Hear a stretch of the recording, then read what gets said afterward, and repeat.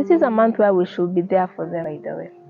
Yeah, the small things, the small ways make them feel loved, appreciated in society, and encourage them especially to go to hospital because it's health month for the men. Like, I know you have a brother. Yeah, I have a brother. Yeah, a brother who you love so much, and he loves you so much. Yes.